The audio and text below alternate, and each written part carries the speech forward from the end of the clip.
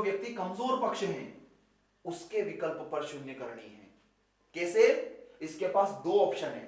ये चाहे तो कोर्ट में ये बोल सकता है ठीक है सर, पहले मैं नहीं बेचना चाह रहा था, लेकिन अगर ये इतनी रेट दे रहे हैं तो मैं देने के लिए तैयार हूं।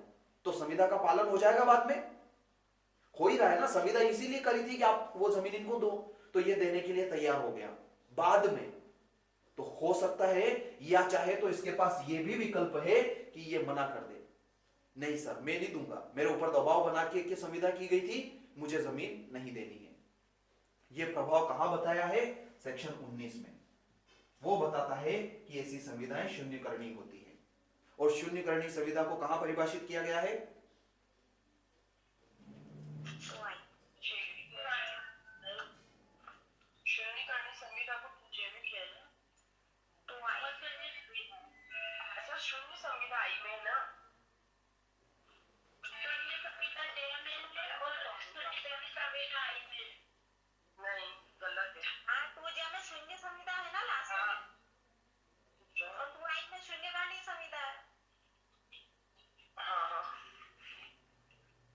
ठीक है, वहां पर परिभाषित किया गया। बहुत बढ़िया, शून्यकरणी संविदा।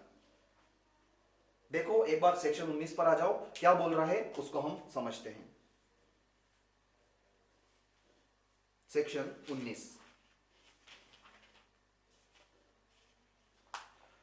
स्वतंत्र सहमति के बिना किए गए करार की शून्यकरणीयता, है ना। शून्यकरणीयता का मतलब क्या है? जहां पर एक पक्षकार के विकल्प पर तो वो अभी भी जीवित हैं, लेकिन दूसरे पक्षकार के विकल्प पर नहीं। तो ये जो दूसरा साइड है ये कुछ भी नहीं कर सकता है, लेकिन पहला साइड है ये बहुत कुछ कर सकता है। बहुत कुछ में क्या कर सकता है? या तो बाद में ये यस कर दे या नो कर दे, दोनों विकल्प इसके लिए खुले हैं।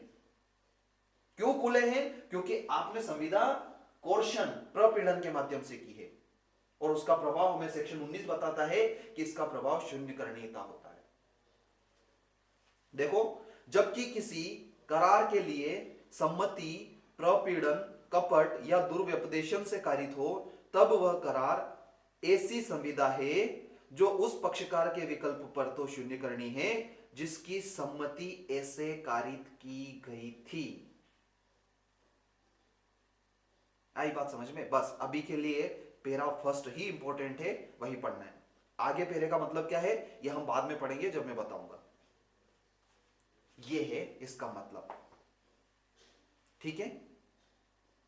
अब इसके संबंध में एक बहुत बढ़िया केस लो है। केस आता है रंगनायकम्मा वर्सेस अलवर सेट्टी। एक केस का नाम लिखेंगे,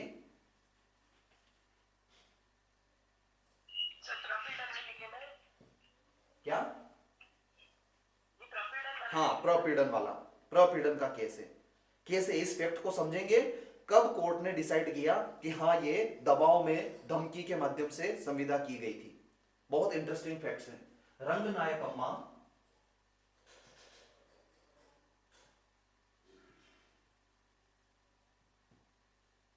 रंगनायकम्मा वर्सेस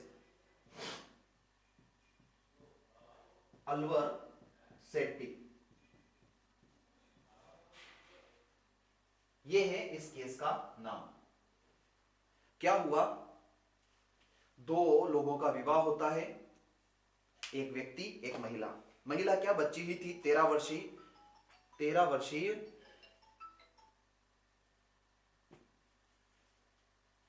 बच्ची थी। उसका विवाह होता है एक व्यक्ति के साथ। अब वो व्यक्ति तो मर जाता है। वो व्यक्ति जब मर जाता है तो उस व्यक्ति के पक्ष के परिवार के जो लोग थे, उन लोगों ने उस लड़की के ऊपर दबाव बनाया, विधवा के ऊपर दबाव बनाया। किस बात का दबाव बनाया? कि अगर हम जिस बच्चे को कह रहे हैं तुम अगर उसको गोद लेती हो तो हम तुम्हें तुम्हारे पति का अंतिम संस्कार करने देंगे, नहीं तो लाश भी नहीं उठने देंगे। तो वो बेचारी बच्ची थी, या उसके भी परिवार वाले आए होंगे, थोड़ा समर्थन किया होगा। तो उन लोगों ने सोचा कि इज्जत जा रही है, अभी मामला बिगड़ रहा है, और सामाजिक प्रतिष्ठा वगैरह जो भी है, उस दबाव में आई और इस डर में भी आई। उन्होंने धमकी दी कि भैया नहीं उठने देंगे, थोड़ा सा डर भी लगा होगा। तो उसने क्या किया, ऐसा करार कर लिया कि हाँ, आप लोग जिस बच्चे को बोल रहे हो मैं उसी को गोद लूंगी। क्यों बोलते हैं? क्योंकि वो लोग सोच रहे थे कि चूंकि विवाद हो गया है, पत्नी है, इस व्यक्ति की जो मरा है उसकी सारी संपत्ति ये अपने वहां पे ले जाएगी। तो उन परिवारजनों ने दबाव बनाया। ऐसा आज भी होता है, बहुत जगह होता है, ऐसा हुआ। वो लोग सोच रहे कि ये प्रॉपर्टी अपने पास रहे तो हमारा कोई बच्चा है, इसको ये गोद रख लें ताकि प्रॉपर्टी अपने पास ही रह जाए। इस प्रकार से उन्होंने दबाव बनाया तो उसने करार कर लिया, हाँ ठीक है मैं इसको गोद रखूंगी। लेकिन बाद में जब विवाद उत्पन्न हुआ, मामला कोर्ट में गया, तो कोर्ट ने यह डिसीजन दिया कि चूंकि यह संविदा प्रपीड़न के माध्यम से की गई थी, इसके ऊपर दबाव बनाया गया था, इसलिए यह अवैध है और इसका पालन नहीं कराया जा सकता। यह सिचुएशन है। सिचुएशन क्या है? दबाव बनाना। आपने संविदा करी तो संविदा करने में कोई गलती नहीं है, लेकिन आपने दबाव बनाया और दबाव बनाने के चलते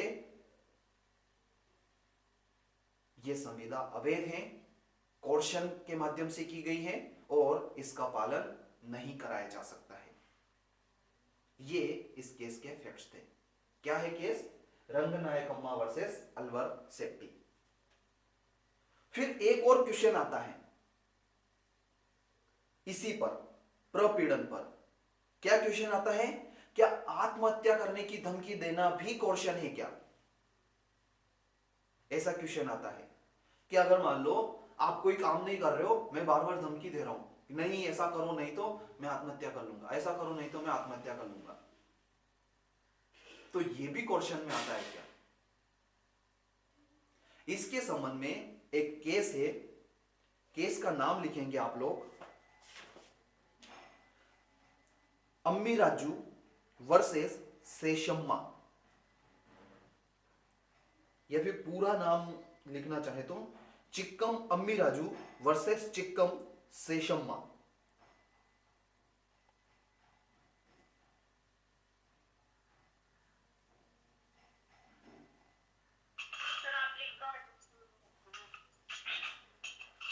मेरे से मेहनत करवाओगे, पैसे दिए, लिखना पड़ेगा।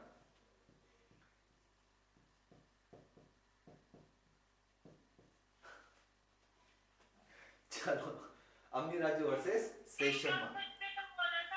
अच्छा चिक्कम, तो चिक्कम ऐसा लिख दो ना, चिक्कम। नहीं वो तो मैंने लिख लिया था, मैंने सोचा गलत था।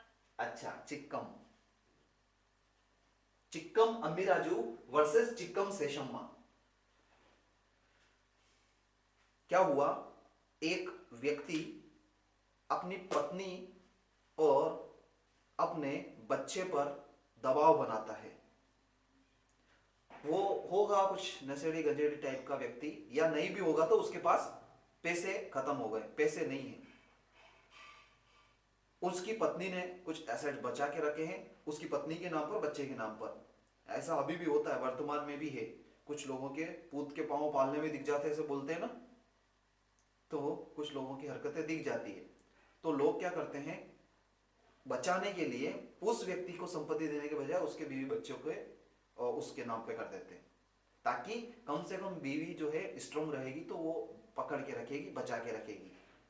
इस नजरिए से वो लोग उसके नाम पर प्रॉपर्टी कर देते। ऐसा ही कुछ हुआ होगा, कुछ एसेट्स जो है, कुछ एसेट्स बीवी के नाम पर और बच्चे के नाम पर थे। तो उसने जिद करी कि आप ऐसा करार करो इनको बेचने की या मेरे नाम पर करने की। किसने? हस्बैंड ने। और नहीं करते हो तो बार बार क्या कर रहा है? आत्महत्या करने की धमकी दे रहा है। ऐसा नहीं करोगे तो देखना मैं कल घर नहीं आऊंगा, फिर सीधा हम वहीं मिलेंगे, ऐसी ऐसी धमकी दे रहा होगा। हालांकि उसने करी नहीं आत्महत्या, लेकिन ऐसी ऐसी धमकी वो दे रहा था। तो बीवी बच्चे बेचारे डर गए, उन्होंने वो करार कर लिया। अब क्वेश्चन ये उठा, क्या ऐसा करार वैध है क्या? तो ऑनरेबल कोर्ट ने कहा कि ऐसा करार अवैध होता है।